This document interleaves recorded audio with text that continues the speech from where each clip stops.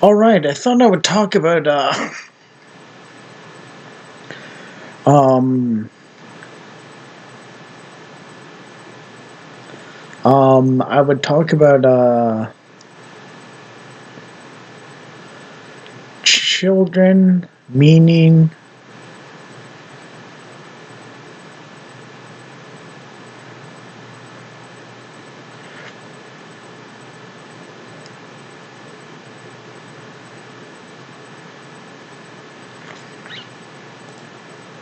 and awareness of one's limitations, and the anxiety and angst of being limited within the infinite, and yet at the same time, also possibly nihilism, um, and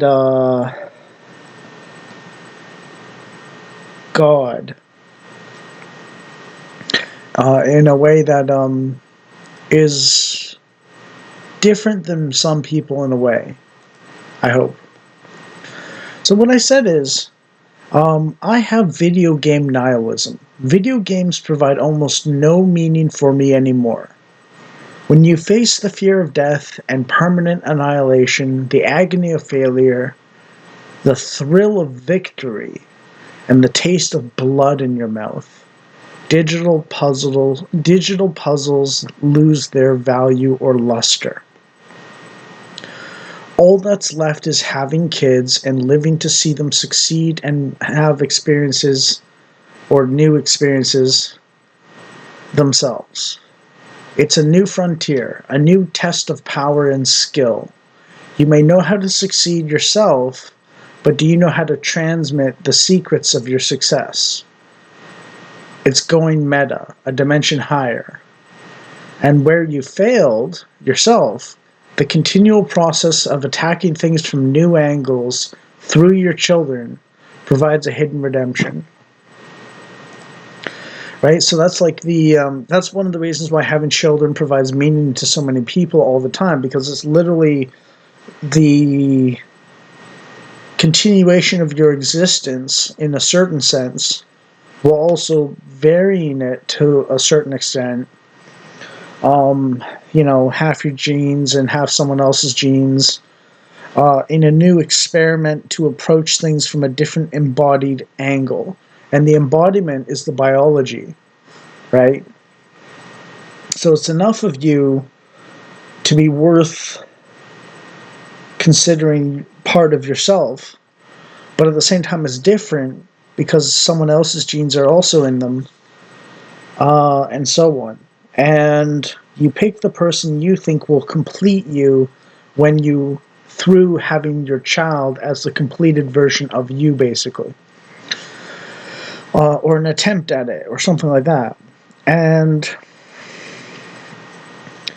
you teach them the lessons you learned the hard way, and so on and so on, and the wisdom of your own parents, and so on. And the thing is, the meta higher dimension process doesn't end with children. You can do some of the meta process with other people who are adults and stuff, but it's kind of like 1.5 as opposed to 2 levels, because they're already adults and stuff like that. So you don't have the full cultivation process. You don't have the thrill of making something from nothing almost.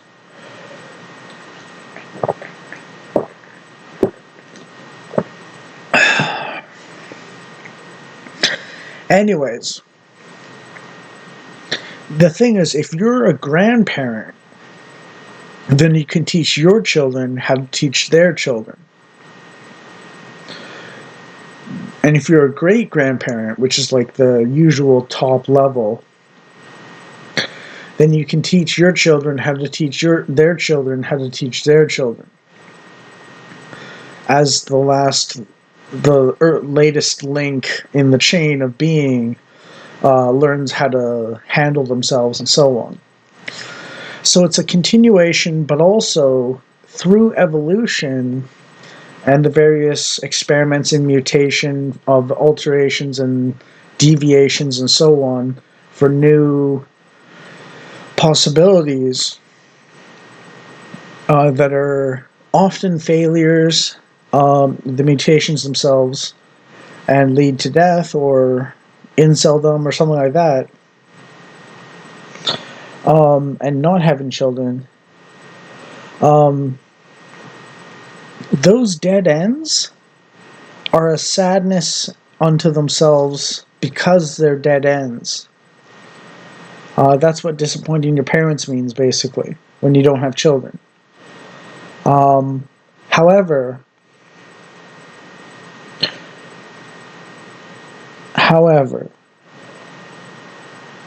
some people get by teaching other people of their own age bracket or the next generation who's a little old to be your child and so on, some wisdom or experiences or something like that. And even if your child is like literally retarded, you can teach them new experiences up to a certain point, and they'll remember them, and they're just at a disadvantage. So the disappointment of they won't have children themselves is a disappointment, but it's not a complete failure unto itself. You can relay your experiences teaching someone with disabilities to other people for their experiences too.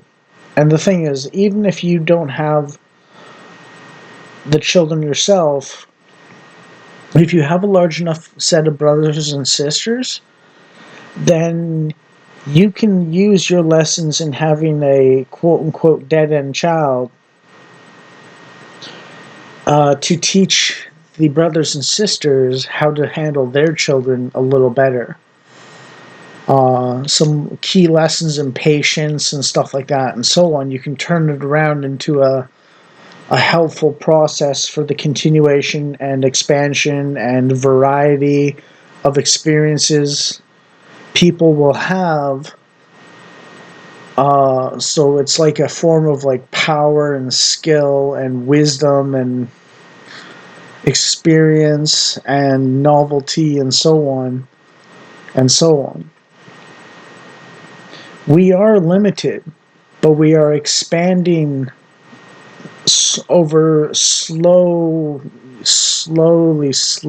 expanding.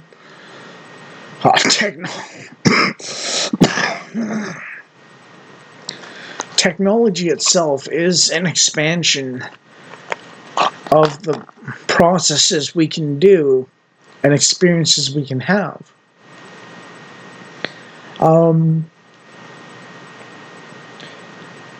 It's a spark to our imagination, but it's also a technical manipulation capability of the world in a finer and finer or greater and greater way. So it's an expansion.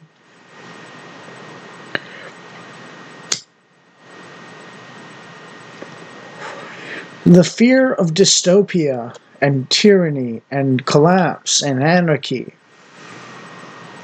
is the worry that the process of expansion will collapse. And that does happen in a certain sense. But life goes on anyways. And even if you don't have children yourself, you can still participate on some level with the continued expansion of your people, those who share your blood on some level, maybe only one gene out of 26, but still, or chromosome out of 26, but you can still do it. Or even other people that don't share any chromosomes, because maybe they'll do it for people that do share your chromosomes back. So it's a continuation of self and an expansion, and it's new experiences you couldn't have just on your own, and it's like a whole. It's good. It's novelty. It's excitement.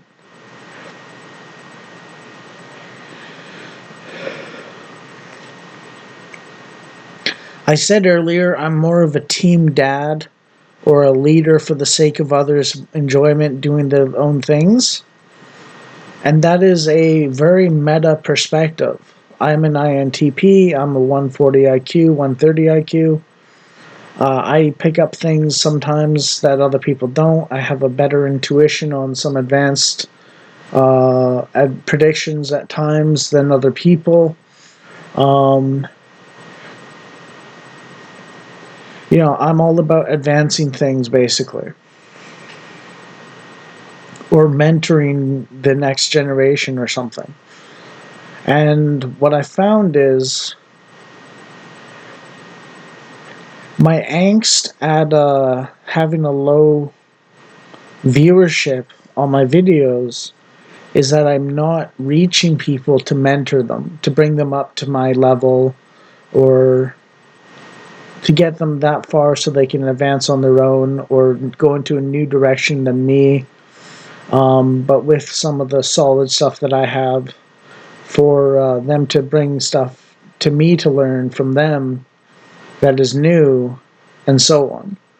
And I've hit this plateau of like understanding and experiencing boredom and listlessness, meaninglessness and dullness and so on.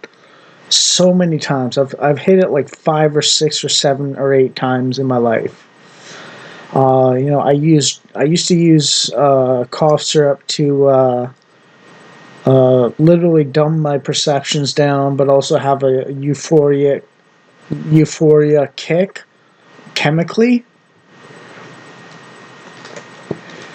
because I thought like there would be no point to advancing my intellect because I'd figured so much stuff out that like no one would come up with anything interesting or new or cool compared to what I've already learned. And everything would be just learning dull trivia as opposed to a new way of understanding. And that is actually an important difference. Dull trivia fleshes out little tiny holes in your knowledge, but new ways of understanding properly unlock entire new roads of development and new choices and pathways that branch and tickle the mind for new ways to explore and so on. It's kind of like walking up. It's the difference between walking two totally different paths, one left and one right, around a mountain, and walking the same path 1 hour behind or 1 hour ahead of the next time you walk, the other time you walk down the same path, the same direction of travel, and so on during the day. The sun might be up slightly, there might be a couple alterations, but it's not very like meaningfully different. And that means I've faced some sort of nihilistic despair at my limitations while being in a situation that I'm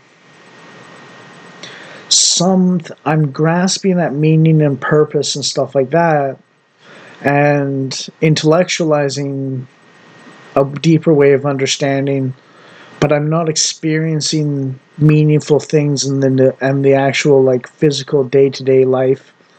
Video games, sugar, caffeine, cigarettes, junk food is like my embodied experience, and so on for good things when I can afford them. And even that's a little limited. So I understand why people go nihilistic from an experiential perspective, both in hitting a wall in developing new ways of understanding, deeper and deeper ways, but also the depression leading to nihilism because my living conditions suck. And the goal is to maximize having children and producing the meta of the meta, and the meta of the meta of the meta until you die. So children are a very important part of this process. They give a reason for continuing, and it adds something, a new level of meaning and challenge to you that is productive and also continues life, and also provides opportunities um, to embody and approach different things that you might have not succeeded at, or your weaknesses, in ways that might succeed where you failed, basically. And you can pass on your strengths a little bit as well. And gradually, society and civilization progress and so on. And that's what it means to progress, basically. And evolution is a very slow process that embodies um, reproductively. You can generate it yourself, kind of thing. Um, the expansion of capacity and deeper levels of meaning and experience and so on. Whereas technology can be easily transmitted as techniques, basically, and ways of approaching things and thinking about them intellectually, but it's something that can be lost as well. So it's ephemeral compared to the biology. But there's also another level to this, and that's the God and floating angst in the being limited in an infinite universe, which is the statement: the more I learn, the more I know the nothing sort of effect. And what you learn is, it's kind of like you begin to get overwhelmed by the new frontiers. Like, the more you expand a circle, the more area outside the circle exists. Not more area exists outside the circle, sorry, but like, the more you expand a circle, the bigger its edges get, and the more you see what you see what you haven't reached yet, and that begins to get overwhelmingly large and so on, and you see that it exists, but you're not sure, you haven't reached it, if that makes sense, intellectually or mentally or something. You see a shadow of the thing, and you see enough shadows that are big, or enough shadows of things you can't grasp properly, and you hit like the limits of human knowledge and wisdom and so on. Like, a baby is very solid in the world, basically. They know things exist that they don't know about, and they get afraid of them and so on. And that's like, basically, it's an advanced version with multiple layers and levels of that baby in the crib who plays peekaboo because they don't know that hiding your face means you're still there. You just put your hands over your head. Um, you know, but at the same time, you've also hit that limit of, like, no one else knows what you're talking about or something, and so on. So it's a bit lonely in a sense. Like the baby in the crib in the dark room or something, when you're teaching them to sleep on their own. And when you've hit the limits of human knowledge and you're still stuck in the wilderness, in the dark, so to speak, on so many things and more of them, then you get a feeling of loneliness because no one else knows what you're talking about to begin with, and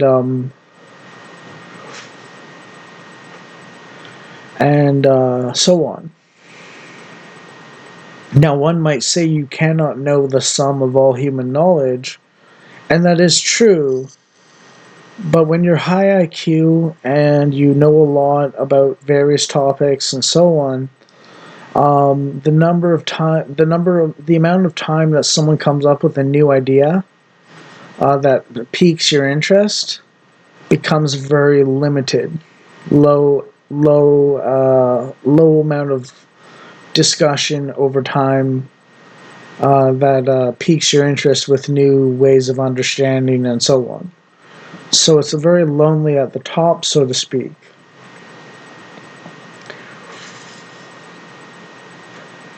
Yeah. And then when you have God, well, what that does is it does two things at once. God renders you to the little baby with playing peekaboo with mommy and daddy, or in the dark room, while you know your parents are nearby, or that something else is nearby that you're not sure about. Like if they got a new pet kitty cat or something and you see it, but you're not sure what it is because you haven't experienced it for a while or something. And it's like, okay, that's scary, but it's familiar at the same time. And it renders you in the position of the little baby, even as you're at the top of human uh, experience and wisdom and so on.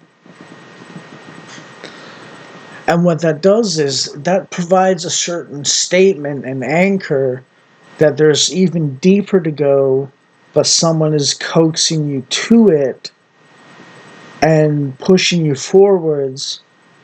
And when you're stopped at the moment, there's something readjusting in you in the micro levels that you might be able to get a glimpse of in terms of small details that you need to get the new ways of understanding and so on. And this is known as dead work. And dead work is very boring, but it's sometimes necessary to get to the new, like, absolute dopamine giving, like, whoa, mind blowing real revelation, man, mind blowing realization, man. And if you think about it, realization or revelation, to revel in something is to enjoy it. To realize means to make real. So to make something real that you enjoy is a new way of understanding things. Of course, this assumes you make it real yourself, and God didn't do it for everything that exists. But that is partly an understanding of our exploration of reality, not our being God ourselves and creating reality.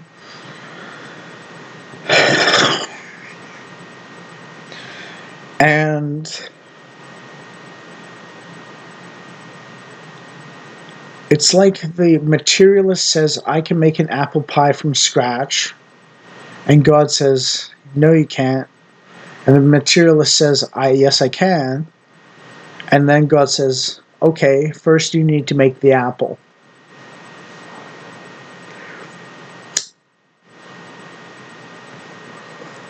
There is a reality that exists before us, there's a reality that exists with us, and there's a reality that exists after us. The reality that exists before us impacted us. The reality that exists while we exist in this world, we impact, and it impacts us back. And then the reality that exists after we exist in this world, we have impacted. Now, depending on the level of our wisdom and the various seemingly arbitrary experiences and factors of the world, We can do something that we think will do something, and it will literally do the opposite. And the level of depth of your understanding of the world determines how often that happens on average, just through the various processes and so on. But to understand is not an average thing necessarily, it's a mastered thing. So, yeah. But part of mastery of the universe means knowing when to act, when not to act, when to give, when to receive, and the various details and the various theories or principles and how they interrelate to each other.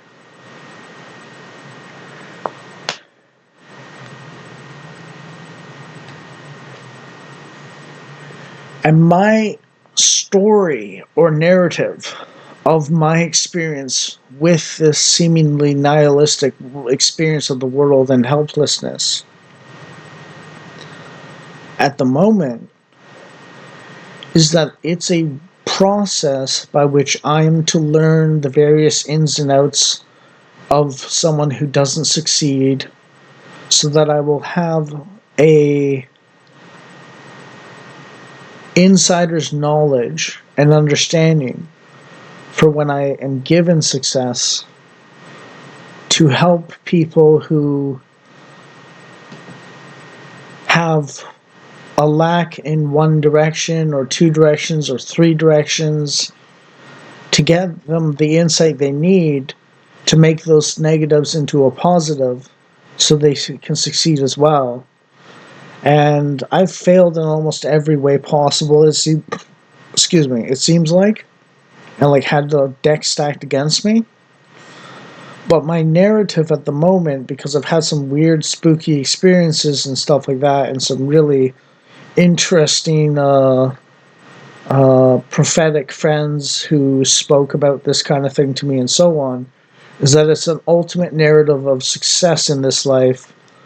But I'm being sort of artificially, in a sense, but really given the failure experience or experience of failure so that I have insider knowledge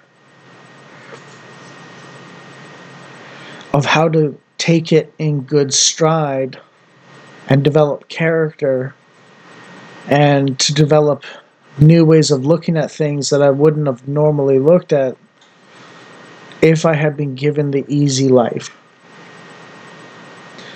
in the beginning. And I believe I will be given a relatively easy life going forwards at some point in the nearest future, but it'll be a miracle, and it won't be artificially given of just arbitrary completely, even though it seems like it in a way, failure then success, hardship and ease and so on. I think the reason why I'm given this stuff is so that I have an understanding of the insider outsider dimension of both success and failure, insider and outsider elements, so that I have a particular task to educate people on how to understand their own situation in all sorts of problem ways so that I'll be a good influence on people and help resolve a bunch of society's issues and so on. That's my story. I don't know if it's absolutely true, but it's the most convincing story I have based on my knowledge of how God treats people in the Bible often and the spooky experiences I've had. And the fact that my friend said I'm Joseph in the dungeon, or I'm Abraham, or I'm Jacob, or something like that. He also said I'm Gollum, so it's not like he was puffing me up completely, but like, you know. So, yeah.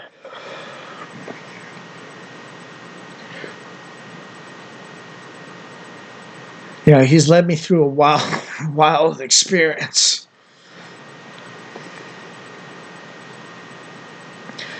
And I will say, it does feel arbitrary in a way that I'm suffering this much. But it also would feel arbitrary if I was to get exactly what I wanted in a miraculous way.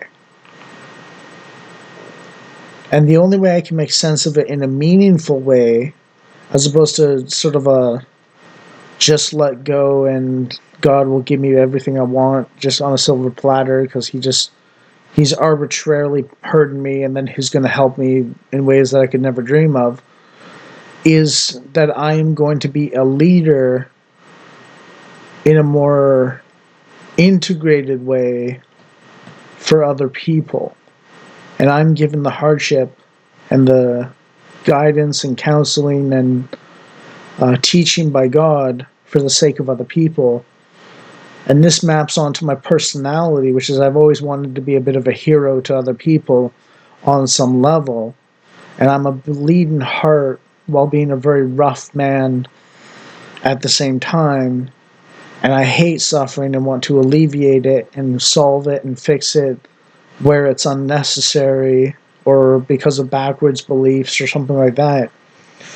And this is mapped onto my attempts to prevent the collapse of civilization and the anarchy and the tyranny combining and stuff like that. And the apparent failure of certain levels of discourse on a meta or higher dimension level in explaining the things to solve the problems. And I'm being given special training by God to approach these on a higher dimension with an insider and outsider knowledge of all these things, basically, so that I can tie up loose ends and stuff that people look at and go, okay, well, that explanation doesn't work because it's got all these loose ends and so on, and just blow people's minds when I get famous with a wife and kids and stuff like that. I don't know if this is necessarily true, but this is my story about how I'm going to endure and why I'm going to endure current failure, and so on. And it doesn't have to be so extreme for other people, but basically, kids or advising other people your own age or slightly younger is like the different approaches you could take, one or the other. And I think I'm going to get both. And everyone, or most people, have a bit of both as well, to be honest. Some people only have really mostly one or mostly the other, or or don't have kids at all, and so on, but they can mentor other people slightly younger or roughly the same age or something like that. But basically, I formulate this as a sort of we're all trying to help each other figure out the world for maximum understanding and productivity and wealth and purpose and meaning and experiences galore of deep things that resonate with us personally, and to tie it all together as much as possible in a way that makes sense and is really cool and elegant, and we can get lost in it for hours at a time and really appreciate the beauty of existence. And part of my process of failure is to experience what people who don't see the beauty of existence feel like, so that I can figure out a way to bring them out of that and share with them something that is wonderful, hopefully. That's my narrative. That's what I'm striving on with the hope of.